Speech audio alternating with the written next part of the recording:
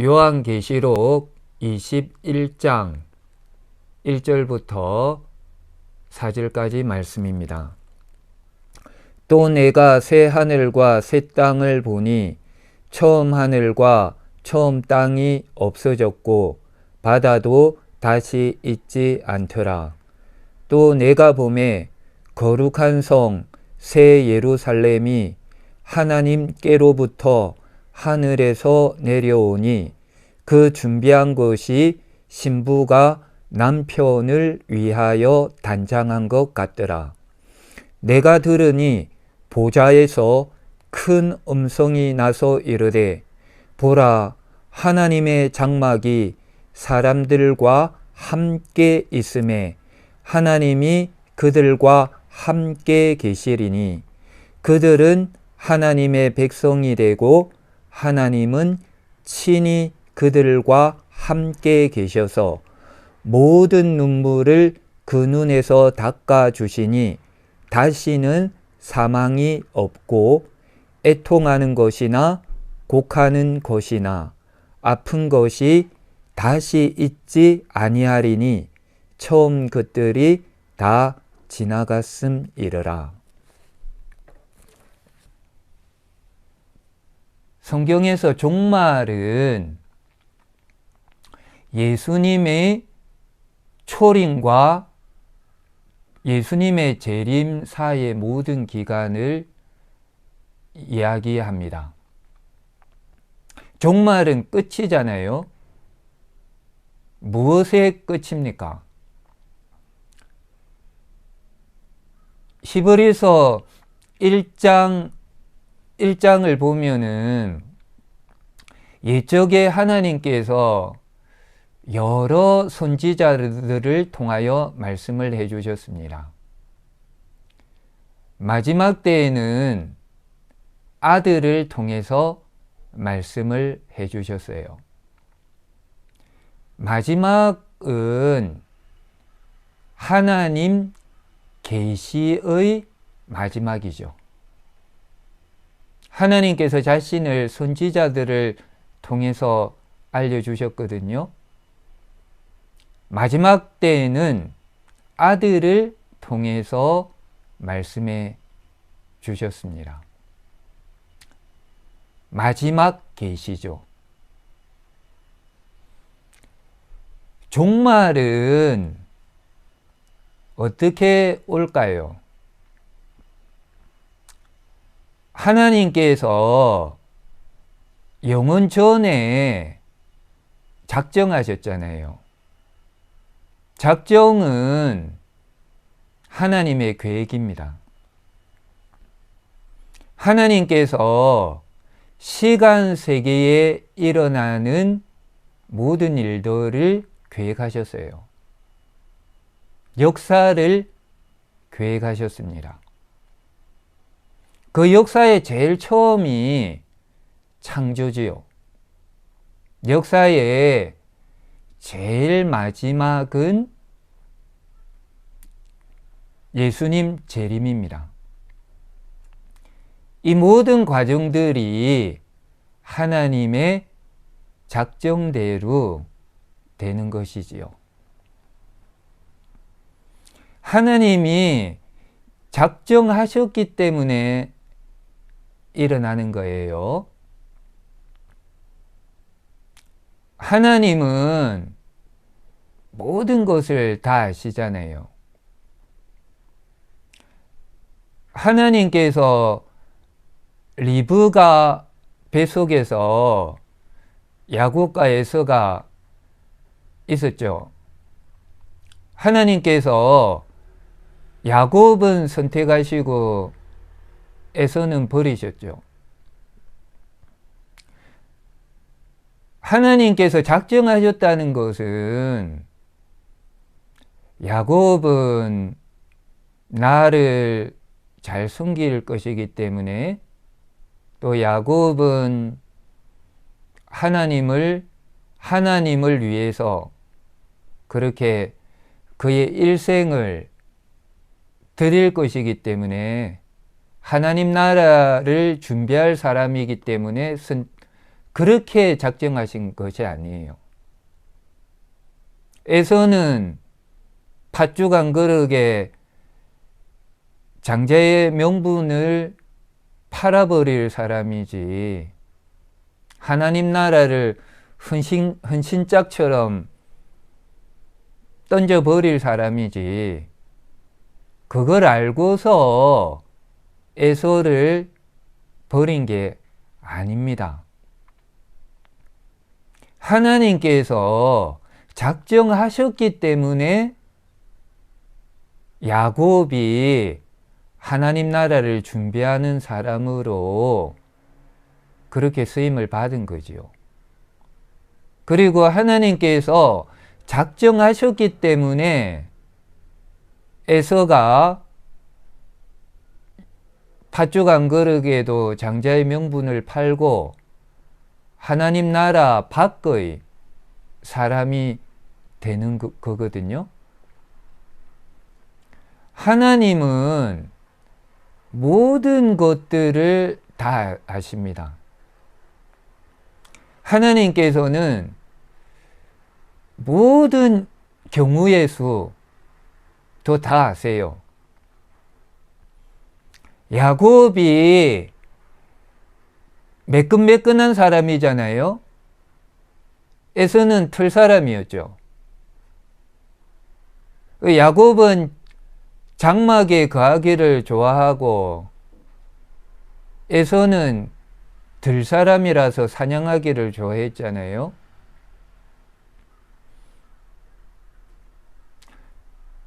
야곱이 틀 사람이 될 수도 있었겠죠. 에서가 매끈매끈한 사람이 될 수도 있습니다. 또 야곱이 사냥을 좋아할 수도 있었겠죠. 에서가 기질이 조용했을 수도 있어요. 다양한 변수들이 많지 않습니까? 그리고 시편 119편에 보면은 여호와께서 우리들을 어머니 뱃속에서 날실과 시실을 이렇게 짜는 것처럼 그렇게 우리를 짜서 만들었다고 돼 있어요. 오늘날 DNA를 우리가 보면은 거기에는 엄청난 정보들이 많이 있지 않습니까? 하나님께서는 그것이 어떤 변수에서 어떤 일이 일어날 것도 다 아시고 계시는 거거든요. 야곱이 에서의 동생으로 태어났지만은 야곱은 또 아브라함의 아들이 될 수도 있겠죠. 모세의 아들로 태어날 수도 있겠죠. 신약 시대에 태어날 수도 있습니다. 우리가 곰곰이 생각해 보면은 사람이라는 것은 무한한 경우의 수가 있어요. 역사 안에서도. 왜 내가 이 시대에 태어났을까? 왜 남자로 태어났을까? 왜 여자로 태어났을까? 하나님께서 다 작정하신 거예요. 작정하실 때는 이 사람이 예수님 믿을 거다. 이걸 아시고 작정한 게 아니고 작정하셨기 때문에 우리가 예수님을 믿게 된 겁니다. 우리가 잘나서 예수님을 믿은 게 아닙니다. 하나님께서 우리가 뭐 할 거다 다 아시지만 그것 때문에 선택한 것이 아니에요. 하나님의 작정대로 되는 겁니다. 우리가 남자인지 여자인지 보고 선택한 것도 아니고요. 잘났고 못났고 이것 때문에 선택한 것도 아닙니다. 예수님을 믿고 이 사람 끝까지 예수님 믿을 수 있을까? 이것 때문에 선택한 것도 아니에요. 작정하셨기 때문에 우리가 예수님을 믿고, 작정하셨기 때문에 우리는 끝까지 견딜 수가 있는 거예요. 작정하셨기 때문에 우리는 영광의 나라에 들어갈 수가 있는 거예요.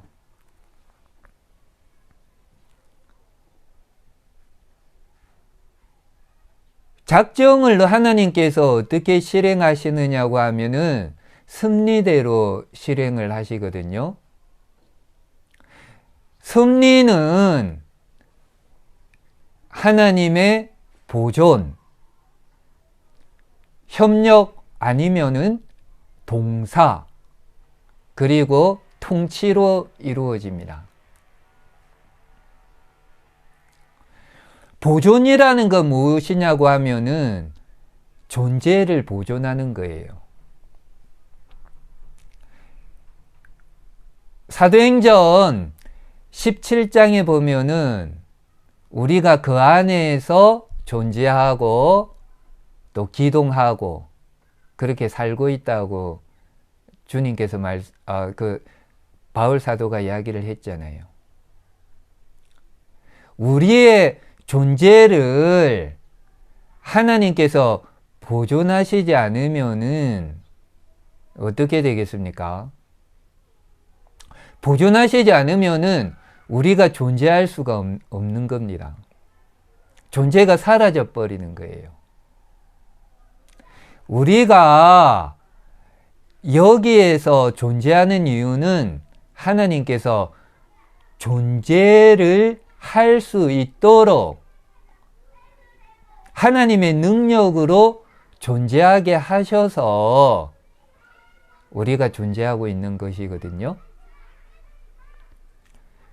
그리고 하나님께서 협력 아니면 동사라고 하는데, 협력 동사라고 하는 것은 행동 가운데에 하나님은 같이 일하신다는 겁니다. 하나님은 같이 하세요. 시편 19편에 보면은 해는 그 방에서 나오는 신방에서 나오는 신랑과 같고, 또 장사와 같아서 하늘 이 끝에서 저 끝으로 그렇게 달려간다고 했죠. 운행한다고 했습니다. 하나님께서 자연 법칙을 만드셨잖아요. 하나님은 제1원인이 되시고요. 자연 법칙은 제2원인이 되십니다. 제2원인이 됩니다. 해가 떠오르는 것은 제2원인인 자연 법칙에 의해서 떠오르는 거지요. 그렇다고 하나님께서 팔짱을 끼시고 자연 법칙에다가 맡겨두시는 게 아니에요. 협력이라는 것은 어떤 것이냐고 하면은 제2원인을 만드신 하나님께서 같이 일하신다는 거죠. 자연 법칙 때문에 해가 떠오르지만은 하나님 때문에 해가 떠오르는 겁니다. 이런 표현들을 우리들이 성경에서 찾아볼 수가 있거든요. 바로가 이스라엘을 보내지 않았죠. 성경의 표현은 이겁니다.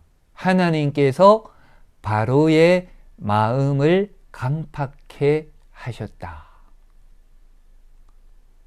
하나님께서 바로의 마음을 딱딱하게 하셔가지고 바로가 그렇게 마음이 딱딱해졌다는 거예요. 이런 표현들이 제1원인, 제2 원인, 이것을 생각해 보면은 이해가 되는 표현들이거든요. 하나님은 인간의 영혼을 만드셨죠. 영혼의 기능이 생각하고 판단하고 결정하고 또 느끼고 이거잖아요. 지성이 있고 의지가 있고 정서가 있습니다. 대표적인 기능이죠. 바로가 자기가 마음을 딱딱하게 하는 거예요. 자기의 영혼의 기능이 여기서는 제2원인이 되죠. 하나님께서 영혼을 그렇게 만드셨습니다. 하지만은 바로가 자기의 영혼의 기능을 사용할 때에 하나님께서 같이 일하신다는 거예요. 그 행동에. 죄의 원인은 바로에게 있습니다. 하나님께 있는 게 아닙니다. 죄에 대해서는 허용이라는 단어를 써요. 바로가 마음을 그렇게 딱딱하게 하는데 하나님께서 죄를 허용하시는 거죠. 죄에 대한 하나님의 협력은 그냥 죄를 허용하기만 하는 것이 아니고요. 그 죄를 하나님은 제어하시고 다스려 나가시고 나중에는 벌하시고 또 그렇게 하시는 거예요. 믿는 사람에게도 하나님은 죄를 허용하시기도 하시는데 그때는 그것들이 결국에는 다 선을 만들어 내도록 하시는 거예요. 그게 협력입니다. 세 번째는 통치거든요. 통치라는 것은 하나님께서 역사를, 목적을 가지고 인도해 가시는 거예요. 이 통치가 하나님 나라입니다. 작정을 하실 때에 하나님 계획을 짜시면은 목적이 있으실 거잖아요. 그리고 그 목적을 이루기 위해서 수단을 선택을 하실 거잖아요.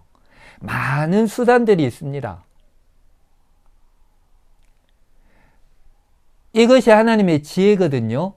목적을 위해서 수단을 선택하시는 하나님의 지성, 지혜입니다. 하나님의 작정은 지혜로우세요.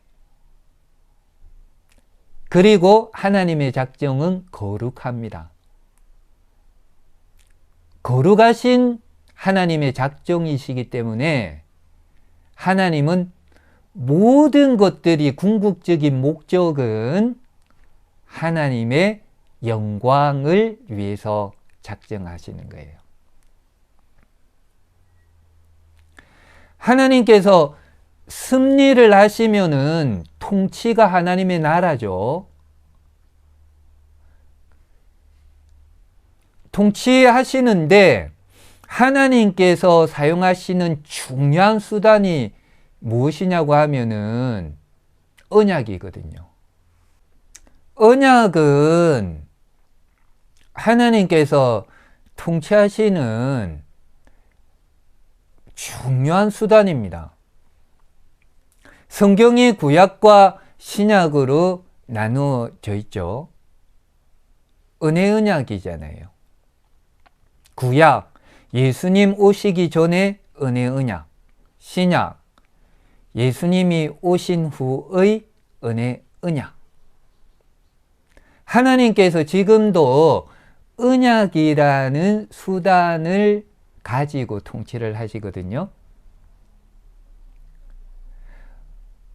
언약으로부터 나라가 나옵니다. 언약은 영생을 주시는 수단이잖아요. 그 영생은 영광의 왕국이거든요.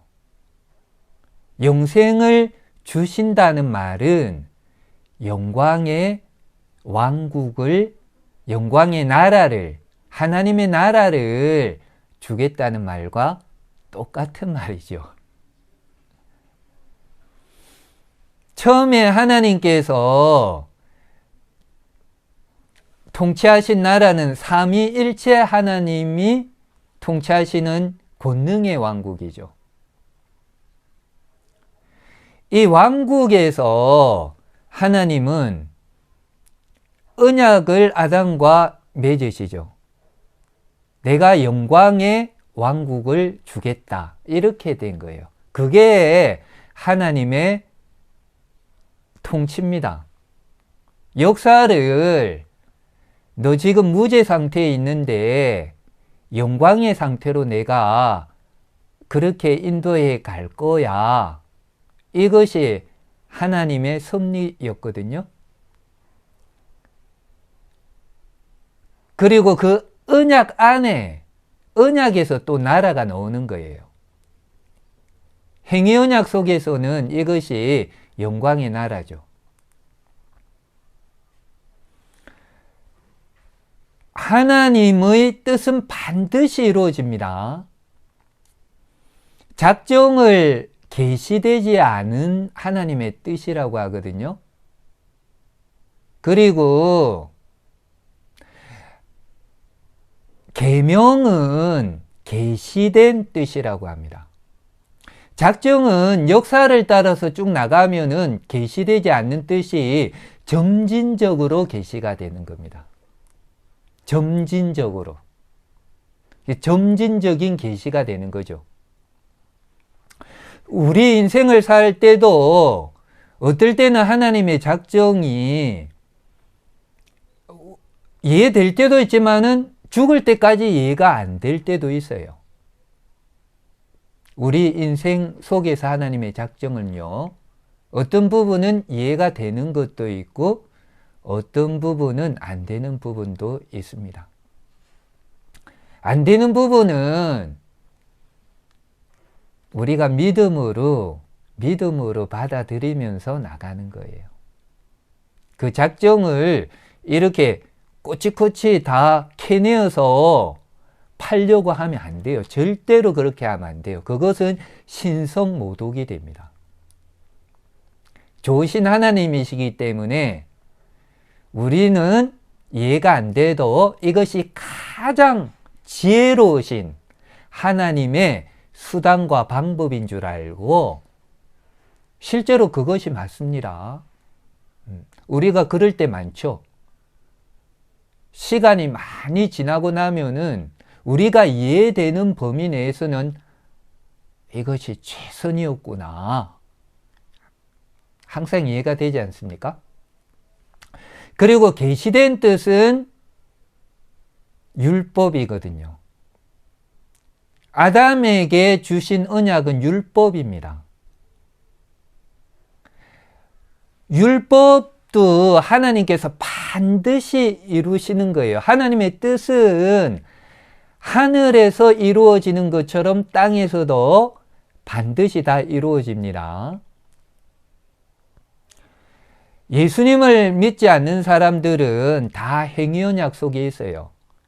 이대로 역사가 지나가는 겁니다. 종말이라는 거는 뜬금없이 이상한 데서 해석되고 오는 것이 아니거든요. 하나님의 작정과 섭리 속에서 언약 안에서 그분의 나라 안에서 오는 것이지 종말이 이상한 데서 오는 게 아니에요. 성경의 역사를 쭉 따라가다 보면 자연스럽게 오는 게 종말이에요. 종말의 날짜 하나님께서 마지막까지 계시하시지 않으셨죠. 그건 모르는 겁니다. 하지만 종말이 어떻게 온다는 것은 우리가 알 수 있어요. 이 세상은 행위 언약대로 종말이 오게 되어 있습니다. 율법은 하나님의 의와 거룩이잖아요. 죄를 범하면은 의 때문에 죄책이 생기고 거룩함이 오염되죠. 그러면은 죄를 지을수록 죄책이 더 많아지고 오염은 더 많아지잖아요. 세상 마지막까지 그렇게 되는 겁니다. 이것이 반드시 그렇게 돼요. 하나님의 뜻은 절대로 하나님 뜻을 우리들이 꺾을 수 없습니다. 우리들이 어릴 때는 고집 부리는 아이들이 고집을 많이 부려요. 항상 부모님들하고 이렇게 관계를 이렇게 보면은 항상 고집을 부려가지고 부모님의 뜻과 자기의 뜻이 부딪히게 만들어가지고 그것을 자기 뜻대로 나가려고 그렇게 하는 경우가 우리 죄인이기 때문에 그렇게 하죠. 어린이들을 보면은. 그래서 때를 쓰고 그렇게 하죠. 그때는 몽둥이가 약이죠. 몽둥이가. 성경이 그것을 가르치잖아요. 그렇다고 인격을 파괴하지는 않습니다. 인격을 파괴하는 것은 아니에요. 이야기를 잘 해주고 달래도 보고 또 경고도 하고 선과 악을 가르쳐 주고 그 다음에 안 되면은 이제 매를 대는 거죠. 사람 영혼과 육체가 결합되어 있잖아요. 어디서부터 결합이 되고 어디서부터 끝나는지 모르죠. 결합이 되어 있기 때문에 사람은 육체와 영혼이 같이 갑니다. 영혼만 있는 것은 온전한 사람이 아니에요. 육체하고 같이 가는 거예요. 같이. 그래서 육체적으로 어릴 때는 나이가 들어가지고는 이 몽둥이도 그렇게 소용이 없죠.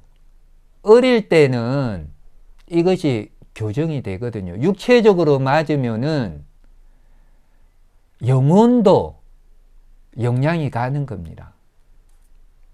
사람은 그렇게 만들어져 있죠. 그러면은 자기의 뜻을 포기를 하는 겁니다. 인격적으로 포기를 하는 겁니다.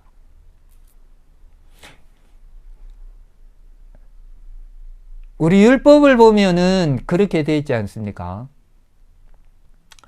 레위기 26장 그리고 신명기 28장이 대표적이죠. 너희들 말 안 들으면은 내가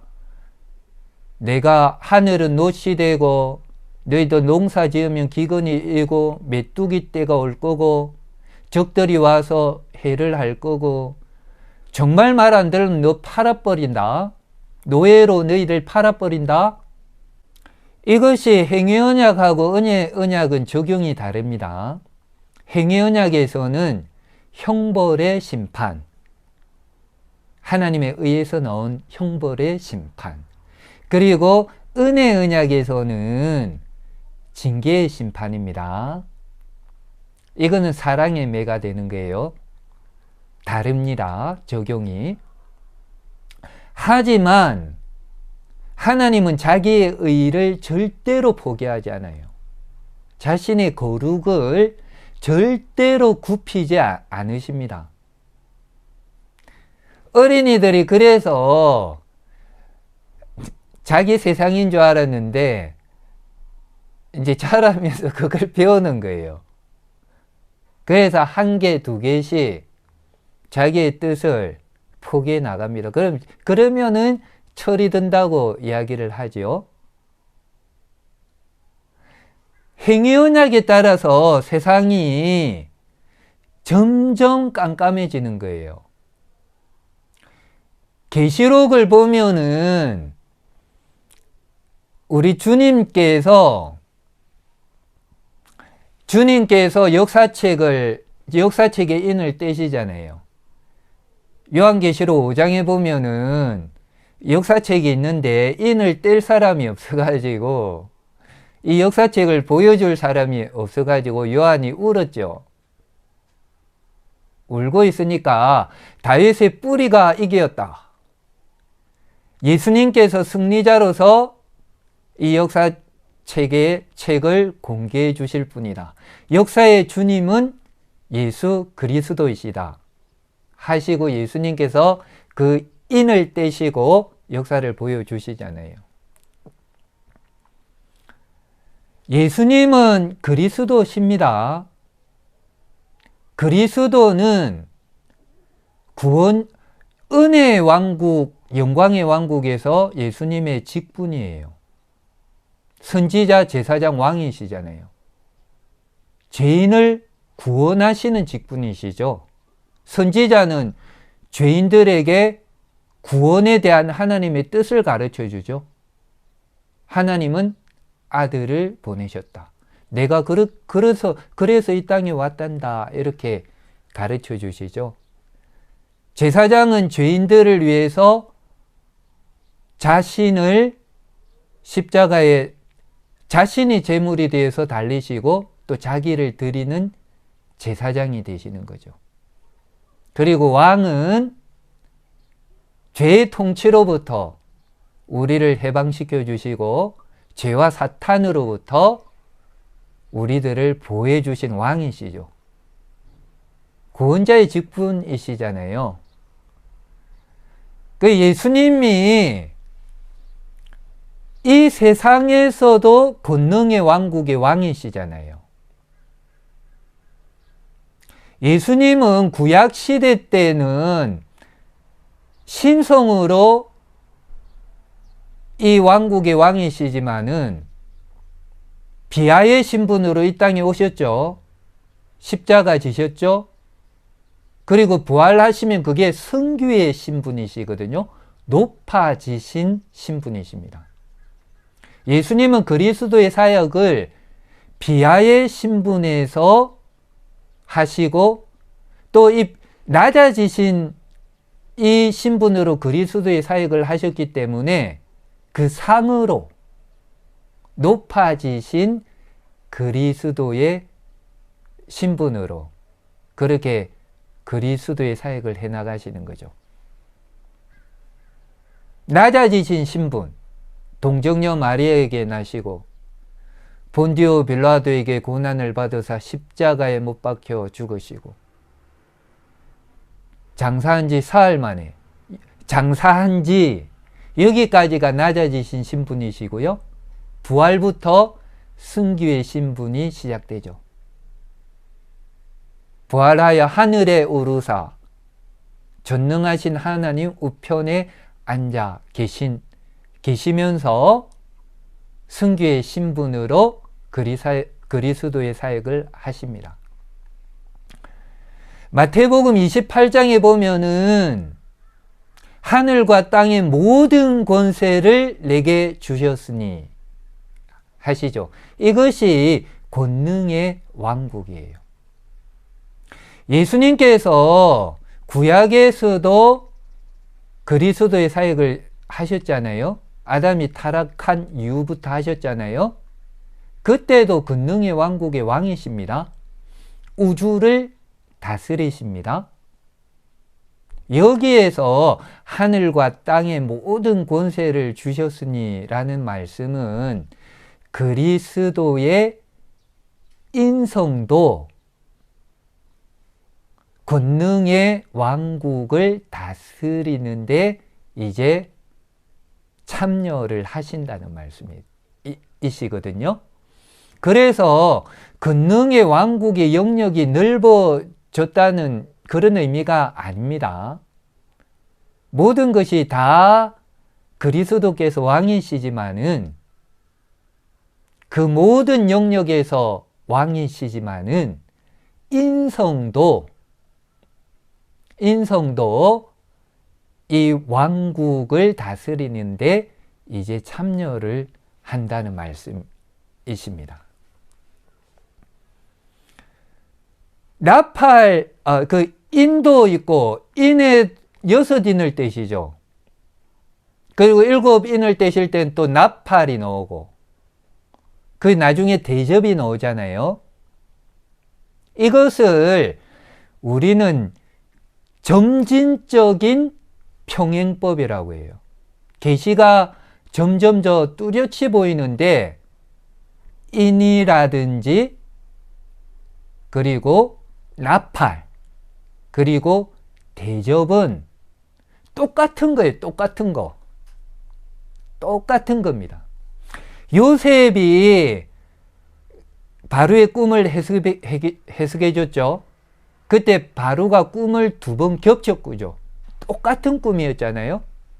요셉이 해석하면서 2번 꿈을 겹쳐 꾸신 것은 이 일이 반드시 되기 때문입니다.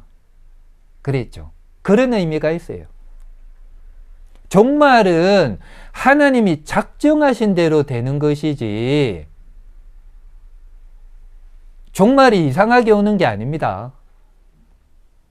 다니엘서 봐도 어떨 땐 신상으로 나오고, 어떨 때는 짐승으로도 나오고, 똑같은 내용이 그렇게 반복이 되잖아요. 이 내용들이 무슨 내용이냐고 하면은 행위 언약에 의해서 죄가 율법하고 똑같은 거예요.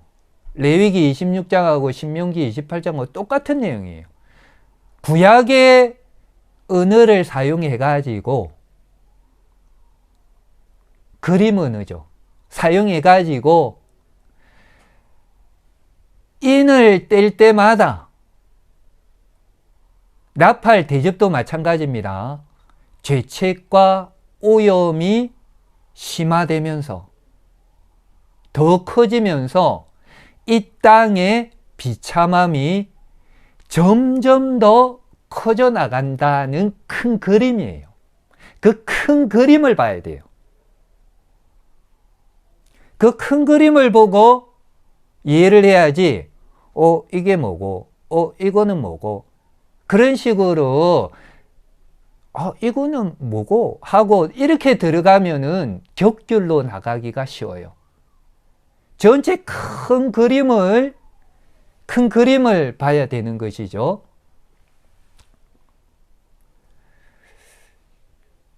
행위 언약에 따라 가지고 마침내 이 세상은 멸망하게 됩니다.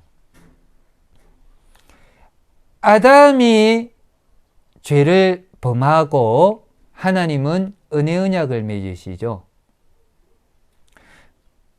은혜 언약은 예수님이 교회의 대표가 되셔서 맺으신 언약이잖아요. 창세기 3장 15절은 3가지 적대감이 있죠. 하와와 사탄의 적대감. 2번째는 하와의 씨와 사탄의 자녀들, 세상입니다. 교회와 세상의 적대감. 여기서 세상이라고 할 때는 예수님을 믿지 않는 사람들이에요. 씨라고 할 때 이게 단수인데 집합명사입니다. 집합명사는 단수로 복수를 표현하는 거거든요. 3번째 적대감은 예수님과 사탄의 적대감이죠.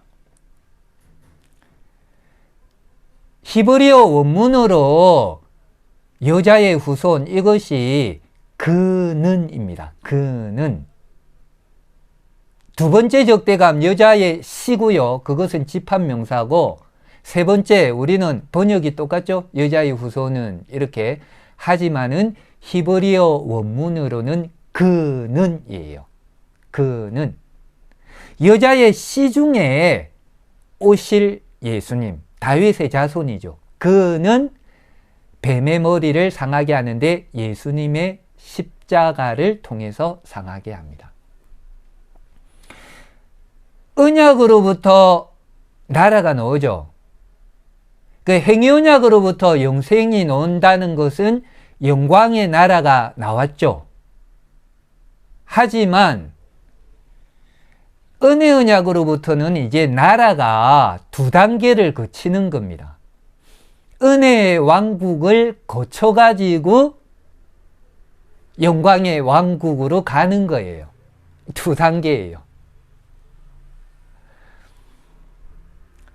예수님께서 마태복음 4장에 보면은 예수님은 사탄의 시험을 받으시고 다음에 설교 사역을 하시거든요.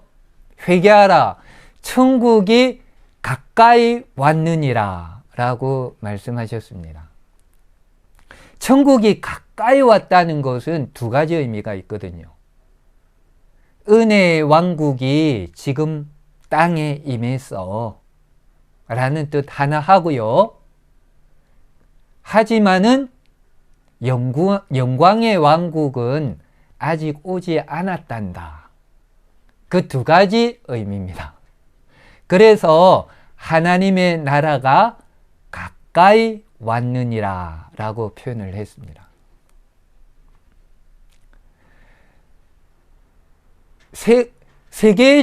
이 땅의 종말은 이 행위 언약과 은혜 언약으로 오고요. 또 은혜 언약으로부터 은혜의 왕국, 영광의 왕국, 이 두 단계로 오는 거예요. 그리고 이 왕국의 백성들이 교회잖아요. 계시록에 보면은 14만 4천이 나오죠. 계시록의 언어들은 문자적인 언어가 아니에요. 상징적인 언어입니다. 14만 4천이라는 거는 완전수입니다. 하나님께서 작정하실 때에 작정의 가장 핵심적인 부분이 예정이거든요. 예정은 천사들과 사람에 대한 작정을 예정이라고 합니다. 하나님께서 사람들을 향해서 영생을 주시기로 작정한 사람들이 있고 버리시기로 작정한 사람들이 있거든요. 그 선택자들을 하나님께서 다 구원해 내실 거잖아요. 몇 명인지 모르죠. 아브라함에게 약속한 어떻게 말씀하셨습니까? 하늘의 별들과 같이 많고 바다의 모래수와 같이 많은 숫자들. 아브라함에게 14만 4천 명을 줄 거다 이렇게 약속한 거 아니죠. 그런 식으로 성경을 보면 아주 우습게 되는 거예요. 성경이. 그리고 아브라함이 부자가 된 이야기도 이삭이 부자가 된 이야기도 이것이 하나님의 축복, 영생을 구약 성도들에게는 그렇게 가르친 겁니다. 물론 우리가 예수님 믿고 율법대로 신실하게 살면은 보통은 중산층이 됩니다. 보통은요. 이 말씀대로 살면은 보통은 중산층이 돼요. 하지만은 가난해도 괜찮아요. 문제 없습니다. 부자도 괜찮아요. 문제 없습니다. 아브라함이 부자 된 이야기 보고 부자 되세요 이렇게 해버리면은 그 우습게 되는 거예요. 성경이. 왜 그러면 베드로 보고 베드로처럼 죽으세요. 그 야고보처럼 죽으세요. 이렇게는 왜 안 합니까? 베드로가 은과 금은 내게 있거니와 없거니와 내게 있는 이것으로 내게 주노니 나사렛 예수의 이름으로 일어나 걸으라. 베드로는 은과 금이 없었습니다. 아브라함을 보고 그렇게 설교했으면은 베드로를 보고 여러분 가난하게 되십시오 이렇게 설교해야 되죠. 그죠? 우리가 성경을 통해서 얻으려고 하는 게 그런 게 아니에요. 그런 게 아니죠. 영생의 풍성한 복을 설명하려고 아브라함에게는 구약 성도들이 어린이기 때문에 그렇게 설명해 주는 거지요. 그리고 베드로나 아브라함이나 동일한 복을 받는 사람들입니다. 동일한 복을 누리고 있는 사람들이죠. 역사의 진행이 어떻게 되느냐고 하면은 은혜의 왕국을 거쳐가지고 영광의 왕국에 이르는 겁니다. 그리고 교회를 다 구원하면은 끝이 나는 거예요. 끝이. 어떻게 끝이 나는가? 교회와 세상이 적대감이 있죠. 교회가 이 땅에 살아가면서는 전투하면서 삽니다. 교회는 이미 승리자예요. 주님께서 십자가에서 사탄의 머리를 깨뜨리셨다고 했죠. 이 십자가는 항상 제유법으로 쓰이는 겁니다. 제유법. 부활도 마찬가지예요. 제유법은 부분을 가지고 전체를 설명하는 수사법이죠. 십자가를 생각할 때는 항상 예수님 모든 삶을 다 집약되어 있는 거예요. 십자가 안에는. 항상 그렇게 생각해야 됩니다. 예수님의 초림의 그 모든 삶이 다 집약되어 있는 게 십자가예요. 부활은 또 십자가까지 다 포함하는 게 부활이고요. 성경의 용어입니다, 그게. 십자가에서 사탄의 머리를 깨뜨리시는 거잖아요. 예수님은 십자가를 통해 가지고 사탄을 결박하시는 거예요. 깨뜨리시는 거예요. 결박당했다는 것은 무엇이냐고 하면은 우리들이 결박을 생각할 때는 고린도후서 4장 4절을 기억해야 돼요. 그때 이 세상 신이 세상 사람들을 미혹해서 혼미하게 만든다고 하거든요. 이 세상 신이 혼미하게 만들어 구약 시대 때는 교회가 이스라엘이 교회잖아요. 한 국가 교회입니다. 국가교회. 한 가지밖에 없었죠. 한 교회밖에 없었죠. 신약 시대에 와가지고 예수님의 초림을 통하여서 이제 교회가 만방에 퍼져나가는 거예요. 이게 결박됐다는 의미입니다. 복음 전파와 관련된 용어거든요. 예수님의 제자들이 우리 누가복음 10장에 보면은 또 70명의 제자들이 나가서 전도할 때에 주님께서 사탄이 하늘로부터 떨어지는 것을 내가 봤다 이렇게 하시죠. 이런 내용입니다. 이것도 상징적인 언어거든요. 그 과정은 어떻게 되느냐고 하면은 전투죠. 승리를 이미 했지만은 전투가 남아있는 거예요. 승리가 확실한 겁니다. 남아있는 전투를 하는 것이죠. 여자의 씨, 교회와 세상의 적대감입니다. 계속 전쟁하는 거예요. 끝까지 땅에 있는 교회를 전투하는 교회, 하늘의 교회를 승리한 교회. 전투하는 교회는 마침내 승리하게 됩니다. 계시록이 그것을 이야기하고 있잖아요. 요한계시록은 도미티아누스 황제 말기에 요한이 썼잖아요. 그때 성도들에 대한 박해가 심했습니다. 요한계시록은 위로하기 위해서 주신 책이에요.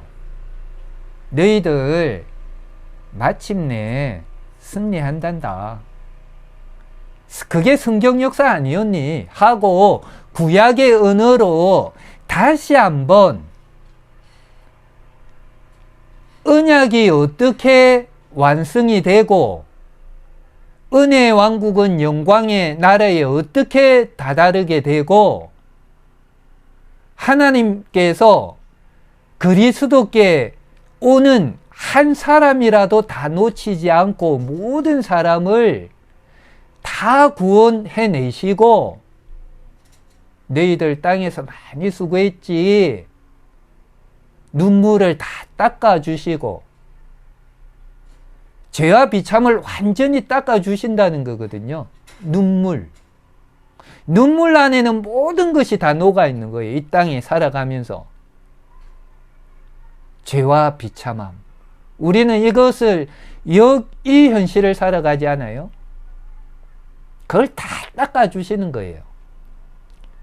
그렇게 위로하고 보듬어 주시는 책이 요한계시록이에요. 거기에 뭐 특별한 내용이 있는 게 아닙니다. 특별한 내용이 없어요. 이제까지 계시가 전진된 것을 다시 한번 확인시켜주고 걱정 마. 이제도 계시고 전에도 계시고 장차 오실 예수 그리스도, 여호와 되시는 예수 그리스도는, 우리 속에 착한 일을 시작하신 예수 그리스도는 마지막까지 약속하신 대로, 작정하신 대로 승치하시는 분이야. 걱정 마. 일이 꼬여도 걱정 마. 그렇게 하시는 거예요. 그거는 일이 꼬인 것 같아도 그게 아니란다. 넘지 못할 산이 있다고? 그게 아니란다. 하나님께서 역사의 주인이시잖아. 걱정 마. 그렇게 하는 책이 요한계시록이에요. 주님께서 이 여자의 씨, 그리고 사탄의 씨, 이것을 주님께서 바리새인들을 비판하면서 마태복음 23장 35절에 구약의 역사를 요약을 하셨잖아요. 아벨의 피로부터 성전과 그 제단 사이에 죽은 바랴가의 아들 사가라의 아들의 피까지, 이것이 구약 역사를 다 요약한 겁니다. 구약의 역사는 교회가 피 흘린 역사였단다. 그 전투 속에서. 하지만 다 승리한 역사였어. 다 믿음을 지킨 역사들이어서. 그것이 주님께서 구약 역사를 보시는 주님의 역사관이시거든요. 계시록은 신약의 역사도 그렇게 마감을 하는 거예요. 이 싸움이 어디에서 절정이 되느냐고 하면은 아마겟돈 전쟁에서 절정이 되는 겁니다. 이 하르머깃도잖아요. 하르머깃도. 머깃도 산에서의 전투. 머깃도 골짜기의 전투. 이 전쟁은 구약의 역사 시대 때 계속 일어난 격전지였거든요. 바락 드보라도 이것을 했죠. 예후가 아시아를 죽인 것도 이것이었죠. 요시아가 죽던 곳도 이것이었죠. 이것이 상징적인 언어입니다. 행위언약에 의해 가지고 세상이 자꾸 어두워지잖아요. 그러면 전투가 어떻게 될까요? 전투가 계속 심해지겠죠. 그때 세상이 끝까지 이제 이 전투가 제일 심해지는 겁니다. 그게 상징적으로 아마겟돈 전쟁이라는 거예요. 이 전쟁은 영적인 전쟁입니다. 영적인 전쟁요. 뭐 어떤 식으로 시행될지 몰라요.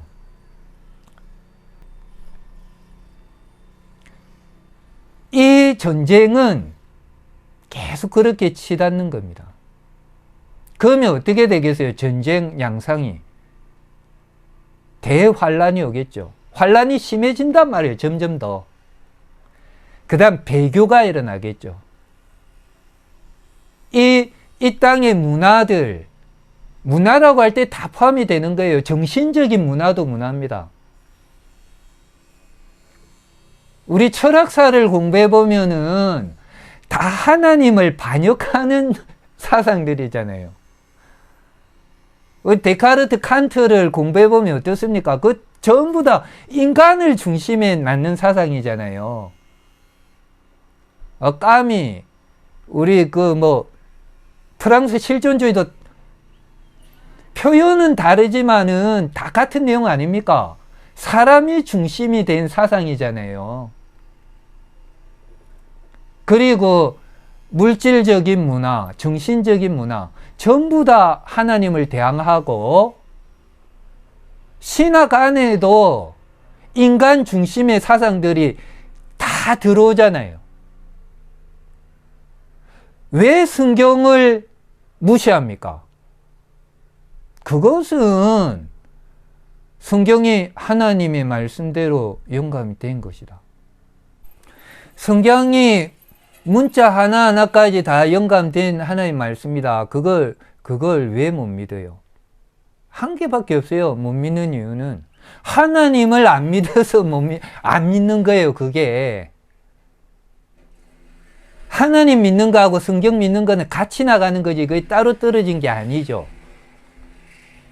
하나님 천지를 창조하셨는데 성경 쓰실 때 그걸 못 하시는 하나님이십니까? 하나님은 부활의 하나님이신데 그 성경 쓰실 때 그 오류를 내실 하나님이십니까? 하나님을 안 믿기 때문에 성경을 안 믿는 것이지 다른 이유가 없어요. 그게 뭐 어려울 게 있습니까? 하나님께요? 하나님을 안 믿는다고 고백을 해야지. 하나님이 없다고 이야기를 해야지. 그죠? 왜 성경이에요? 그것도 자기가 똑똑해서 그런 거예요. 그럼 자기가 알면 얼마나 안다고 그래요? 응? 자기가 알면은 뭘 압니까? 하나님께서 말씀하시면은 그대로 믿는 것이죠. 하나님께 어려운 게 뭐가 있어요? 그죠? 이것이 부모의 권위입니다. 왜 성경이 태초에 하나님이 천지를 창조하시니라 이렇게 시작한지 알아요? 부모가 자식 낳고 내가 내 아빠야 하는 거하고 똑같은 말이에요. 그게 자녀가 아빠 말보다는 과학적으로 한번 따져봅시다. DNA 검사를 해봅시다 하면 그게 자녀예요? 과학자 권위가 이때 아빠의 권위보다 더 높아요? 태초에 하나님이 천지를 창조하시니라. 이거는 내가 내 부모야. 너를 낳았어. 이렇게 하면은 끝이죠.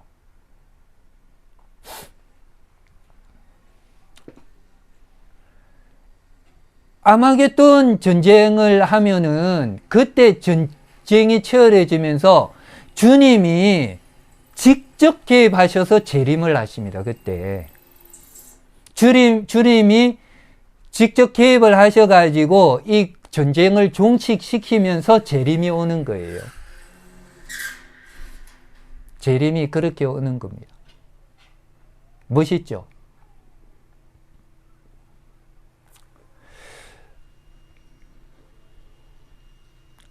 우리가 생각해야 될 단어가 하나 있는데 연속성과 불연속성. 이거 참 중요한 거거든요. 하나님께서 새하늘과 새 땅을 창조하시거든요. 하나님께서 새하늘과 새 땅을 창조하시기 때문에 우리가 이 땅 살아가면서 열심히 일해야 되는 거예요. 우리의 수고는 항상 연속성과 불연속성. 우리 문화, 일한다는 거는 문화죠. 그리고 복음 전파, 복음 전거. 우리 열심으로 해야 됩니다. 우리가 이 땅에 살아가면서 예수님을 믿는다는 것은 의미 없는 게 한 개도 없는 거예요. 한 개도 의미가 없는 게 없습니다. 행위언약도 하나의 뜻이죠. 이 행위언약과 복음 안에 들어가면 우리가 은혜 언약 속에 들어가면은 모든 것이 다 상이에요. 모든 것이. 우리 전도서에 보면 하나님 없는 인생은 다 헛되다고 했죠. 전도서에 보면은 거기 인간극장에 넣을 만한 그런 내용들이 있어요. 가난한 소년이 있었거든요. 너무 지혜로운 거예요. 이 가난한 소년이 어리석은 왕보다 더 낫겠죠. 지혜롭게 잘 해가지고 이 가난한 사람이 감옥에서도 나오고 또 왕이 됐어요. 왕이 되고 사람들을 다스렸습니다. 하지만 후세 사람들이 다 잊어버렸어요. 이것도 헛된 일 아이가? 헛되죠. 헛됩니다. 그래서 세상 사람들의 모든 일들은 다 헛됩니다. 예수님을 믿는 사람들은 헛되지가 않습니다. 오늘 내가 책을 쓸 사람 책을 쓰세요. 오늘 내가 주님이 기뻐하시는 영화라면 영화를 만드세요. 정치가는 정치를 하세요. 경제인은 사업을 열심히 하세요. 과학자는 연구를 하세요. 하나님께서 다 상을 주십니다. 오늘 내 책 써가지고 몇 사람밖에 못 읽고 나중에 다 잊혀져 버리는데 이거 헛된 거 아닙니까? 헛된 거 아닙니다. 헛된 거 아니에요. 하나님은 다 상을 주십니다. 내가 영화 한 편 만들어놨는데 아무도 안 보던데 헛된 거 아닙니다. 우리는 이 문화들이 앞으로 새하늘과 새 땅에서도 연속성을 가진다는 것을 알아야 돼요. 우리 일반 은총 가운데서도 아름다운 음악이 많죠. 그것도 영속성을 가집니다. 하나님을 대적하지 않는 것은 성령님의 일반적인 은혜로부터 나오는 거예요. 그것도. 그래서 우리는 헛된 것이 한 개도 없기 때문에 모든 것들을 하나님께서 상을 주시는 거거든요. 열심히 사세요. 내가 지금 아이 키우는 거 하나님께서 알아주십니다. 인정해 주십니다. 상을 주십니다. 열심히 하세요. 오늘 하나님께서 맡기신 일을 해야 되는 거예요. 우리 그리스도인은 크게 두 번의 콜링이 있거든요. 첫 번째는 성령님께서 부르시는 거죠. 효과적인 부르심. 그때 우리 구원을 받아요. 그 다음에 우리는 직업을 콜링이라고 부릅니다. 콜링. 교회로 콜링을 받으면은 목사가 되는 것이고요. 세상으로 직업을 가져도 그거는 콜링이에요. 콜링. 교회의 직분과 세상의 직업은 똑같이 콜링입니다. 요즘에 하나님을 경외하게 가르쳐야죠. 아이들을. 아이들 세상 직업을 하는데 하나님이 거기 없으면 콜링이 안 되는 거잖아요. 하나님 관계가 없으면은. 그러면 아이들이 뭘 하는지 모르겠어요. 이거 했다가 나중에 직업에도 자기 평생 직업이 없어요. 생계를 위해가 이거 했다. 물론 우리는 경우에 따라서 이것저것 해볼 수가 있습니다. 그거 절대로 괜찮아요. 정상입니다. 하지만은 자기가 해야 되는 본업이 있잖아요. 본업이. 바울도 텐트를 만들었죠. 괜찮아요. 하지만 바울을 볼 때 우리가 텐트 메이커로 기억합니까? 장막 만드는 사람으로 기억합니까? 바울은 사도죠. 누구나 사도로 기억하죠. 우리가 새하늘과 새 땅은 이렇게 오는 겁니다. 우리가 천국에 가면은 주님과 같이 다스리는데 주님이 재판하실 때 우리도 주님 재판 자리에 동석해 가지고 세상 사람들을 재판하실 때에 주님의 재판이 옳습니다. 주님의 재판이 맞습니다 하고 동의하면서 있을 거예요. 그게 우리 재판하는 거예요. 우리의 인생은 죽음, 우리 개인 종말이죠. 죽음을 통해서 우리는 영광의 왕국으로 들어갑니다. 이것이 우리의 인생의 종말이고, 세계의 종말은 오직 예수 그리스도. 그리스도는 알파와 오메가 되시고 은혜의 왕국을 영광의 왕국으로 완성하실 분이시고 모든 우리들을 확실하게 놓치지 않고 모든 교회들을 구원하실 역사의 주인이시죠.